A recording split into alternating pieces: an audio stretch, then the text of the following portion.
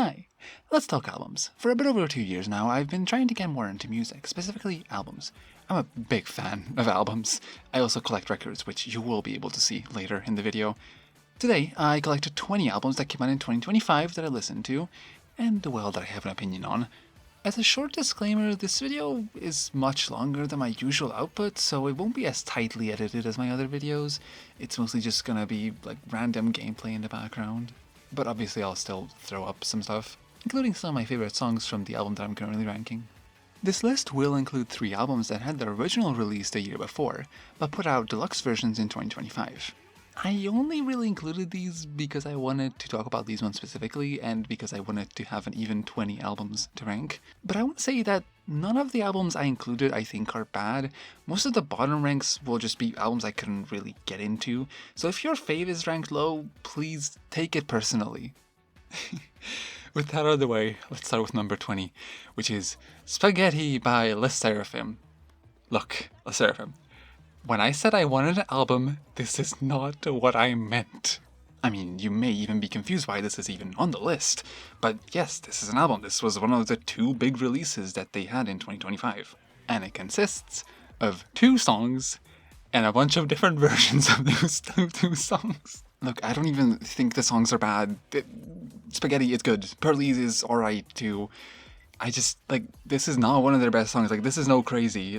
If they released the Crazy Remixes album, I think I would have preferred that one over this. At this point, I would just take it if they just put together, Crazy, Hot, and then maybe throw in star signs, different, stuff like that, and then call it an album. Maybe even throw some easy songs in there, like Spaghetti, and just have that be a big release. Because, I want an album, an actual album from, please. Okay, number 19 is Reflections by Imagine Dragons. Okay, look.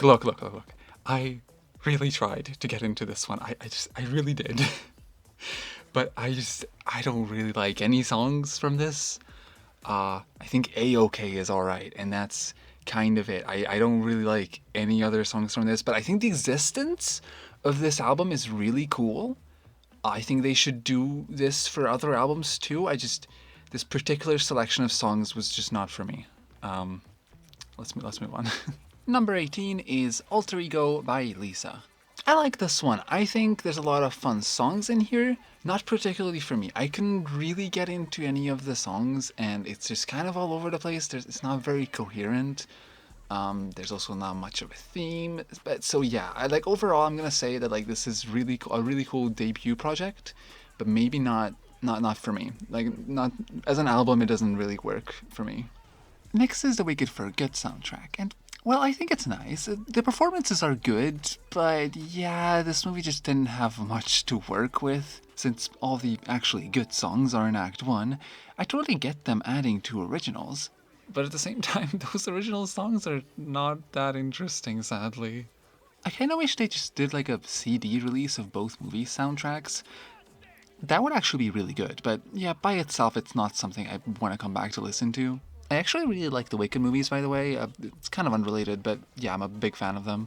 Also, this cover is kind of goofy. I think I would like it a lot more if it wasn't blurred. Number 16 is Days Before Dream Boy by Lil Nas X. You probably forgot this even came out if you even knew about it. It really was just something for the fans.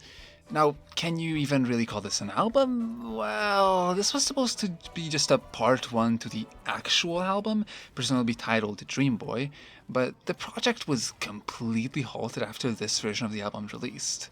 Which is likely due to Lil Nas X going through some IRL stuff we won't get into today. And yeah, as an album, this is not very good. You can clearly tell this was not meant to be the finished project, but also, god damn, he was onto something with this.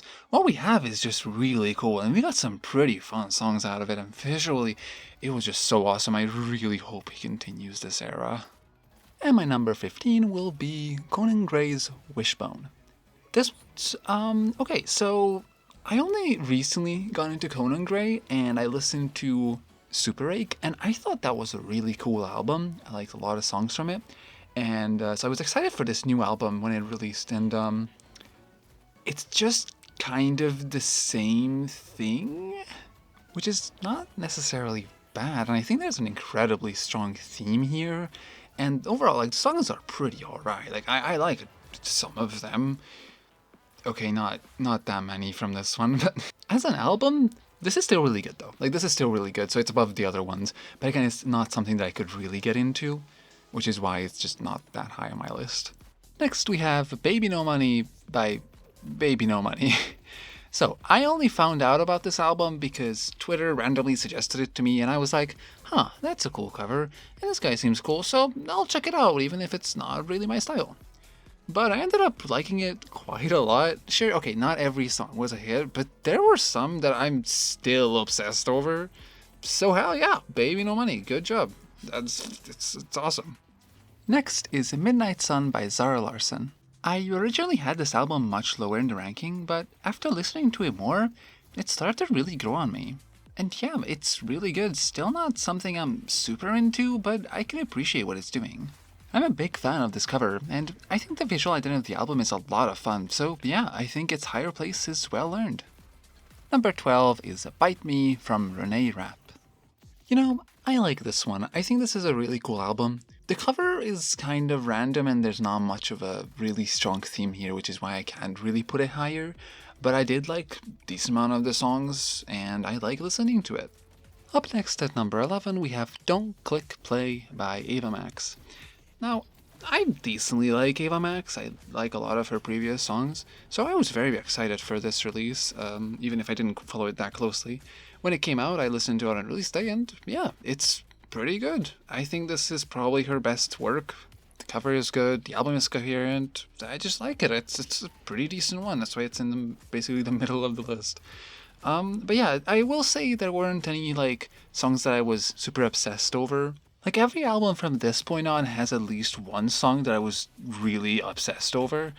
I think this is just on the edge of that, where I like a lot of these songs, but they're not like particular favorites of mine. So yeah, it's good. Next we have The Life of a Showgirl by Taylor Swift. Oh boy, there's a lot to say about this one. Okay, so for now, I'm just gonna ignore the discourse around it. That doesn't particularly matter to me right now. I'm gonna look at it on its own as a Taylor Swift album. And yeah, it's not one of her best ones, but I liked it more than Tortured Poets. Like, with that one, there was just barely any songs that I liked. With this one, there were definitely songs that I liked. I think this album, overall, I quite like it. Definitely standouts, like Opalite is one of my favorite Taylor Swift songs ever. But again, like, I have to admit that, like, yeah, there's a lot of songs on this one that I just don't think are that good. And the showgirl theme for this album is really cool. I really like the photo shoots. Like, these are such good pictures. Like, the cover is really good. But it feels completely different to what the actual, like, track list and songs are. Like, these feel so different and disconnected. And maybe that's intentional, but it's just not what we expected, so I can't say that I'm also not let down a little bit, even if I still really like this album. And I would have more things to say, but for now, let's just move on to our next entry, Sabrina Carpenter's Short and Sweet Deluxe. Now, Short and Sweet is hard to talk about because it was one of the biggest releases last year. The album is excellent, there's a lot of really good hits here, like the singles are all amazing. But to be blunt, there's some songs here I don't really care for. And overall, I would usually rather listen to the individual songs that are really good that I like, instead of listening to the album, which I don't usually do. Like, whenever there's an album with a lot of really good songs, I would usually want to listen to the album. But this time, there's honestly a few songs here I would consider skips.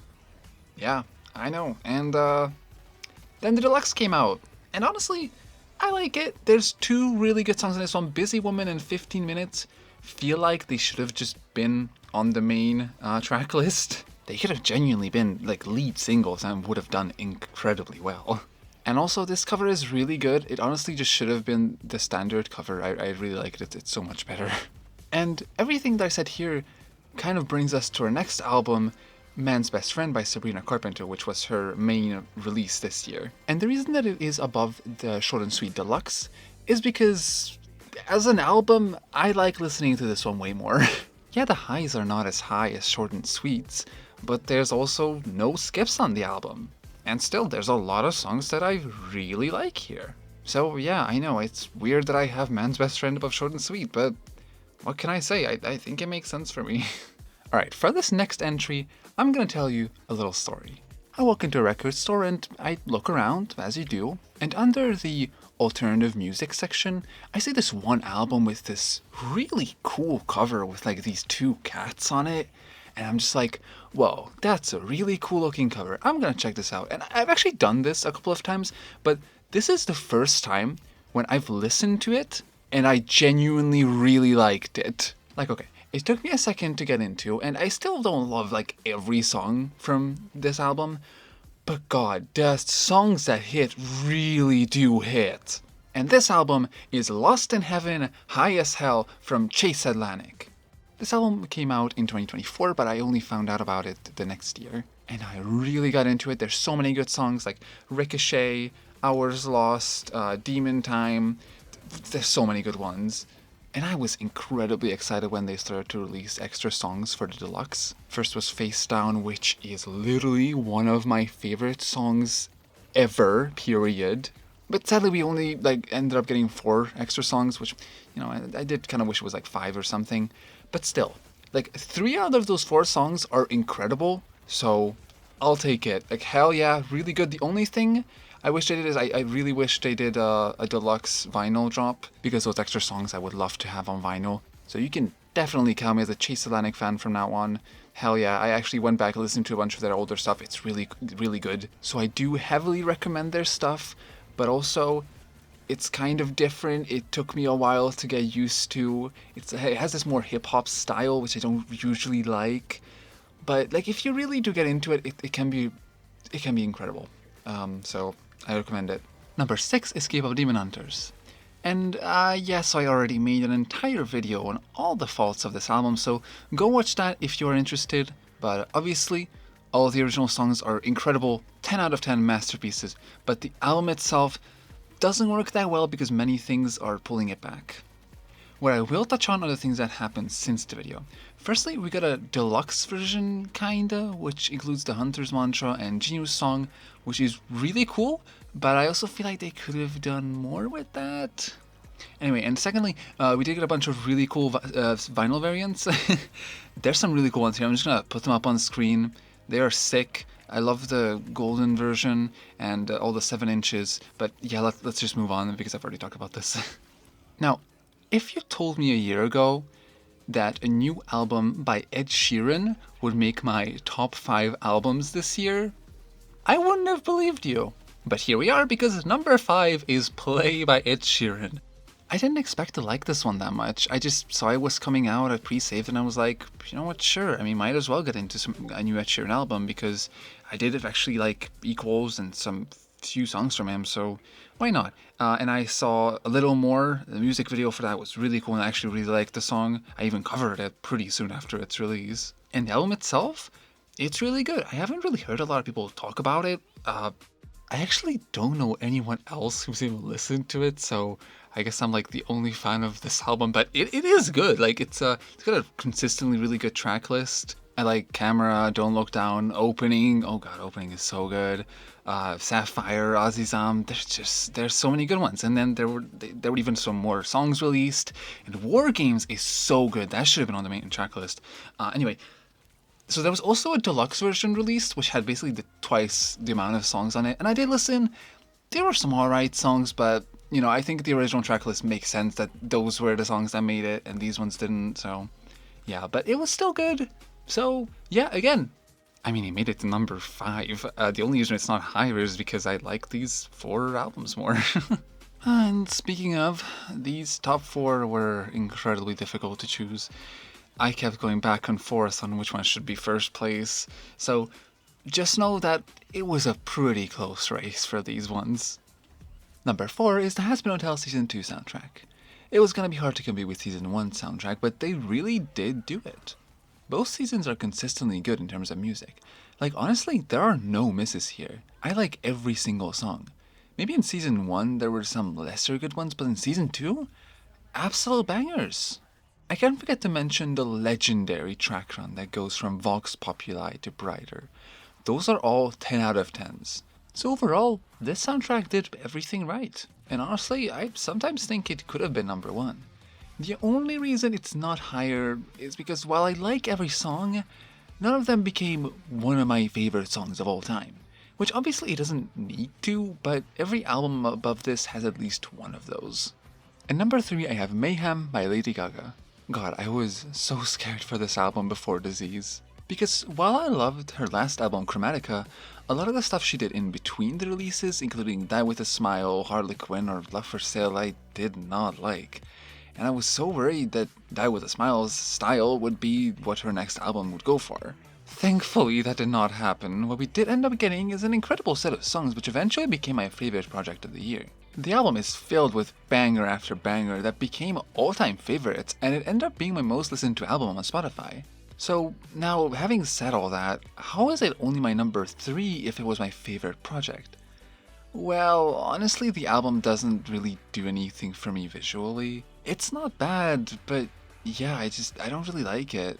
It's also not very consistent, considering Die With A Smile and eventually Dead Dance, which I think is supposed to be part of like the extended version of the album, which we still haven't gotten. But I will say that this album made me actually kind of like Die With A Smile.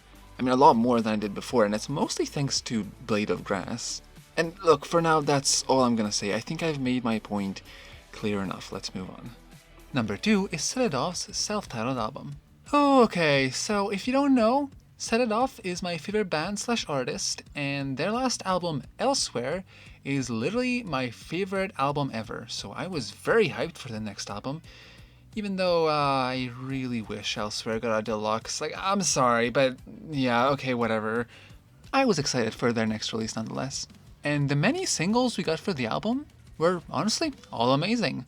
Every song was at least a 9 out of 10, and the only problem was the songs' releases were a bit inconsistent. At the start we got them quite frequently, but it heavily slowed down with us eventually not getting any signs of an album for months on end.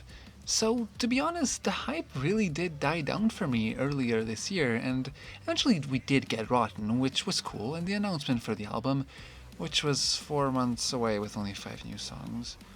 So we played the waiting game again, and eventually we got the album. And I just have to say that the new songs we did get were all honestly 10 out of 10 songs, and I'm so glad they exist. So basically, this album has 12 spectacular bangers in it.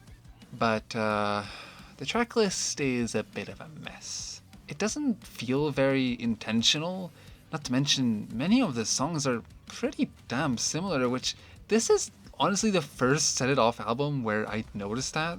Like, obviously they are all different, but yeah. And also, as great as the covers for the singles were, the album cover and packaging are honestly pretty lacking. It's not bad, but I just think it could have been better. Specifically, the ice feels way too similar to Midnight's Broken Glass theme. And just overall, I can't say that as an album this works that well. No, well, it does, but it could have been handled so much better. Okay, I've talked way too much about the last 3 albums. Let's get to number 1, which just had to be Ariana Grande's Eternal Sunshine Deluxe. I'm gonna keep this short and sweet. This album does everything right. The original album was already spectacular, but this deluxe version just puts so much more into it. And once again, all 5 of the new songs, genuinely amazing. They expand Eternal Sunshine in such an emotional and breathtaking way that, yeah, it's just so good. It adds so much to it. The original album is actually what got me into Ariana Grande's music in the first place. And so, even though this was not my favorite album of the year, I can't deny that this was truly perfect. And even though I considered all of the top 4 songs to be first place, I just couldn't say the same thing about those. So, that was my list. Now for just some honorable mentions. There's a couple of other albums I listened to that I just didn't feel like including. I'll just talk about them here in an unscripted way. I listened to The Living Tombstone's Rust. I didn't like it. It was not for me. I'm sorry. It seemed cool though. And I also listened to A Matter of Time by Veive. I think I'm pronouncing that right. I'm sorry. I think this album is gorgeous. It sounds amazing. It's not for me. Again, this one's kind of just an acknowledgement inclusion where like, hey, this exists. This is cool. It's God, I didn't like any songs from this once again. I like the cover though. I think it's really good. That's kind of why I even listened to it. But yeah, that's it. I listened to SOS Deluxe because I saw a cool cassette of it, and yeah, I couldn't get into it. I didn't really like a lot of the songs. I knew two songs going in, Saturn and Kill Bill. I thought those ones were nice, but I didn't like the other ones. And lastly, I'll mention that the Minecraft movie also had some funny songs. Not very good, but they were funny. Alright, I'm gonna go now. This video was way too long. Thank you for watching. I'll probably talk about more albums. We'll see. Follow me on Instagram and Twitter and subscribe and like the video and do all that. And I'll see you another time. Bye.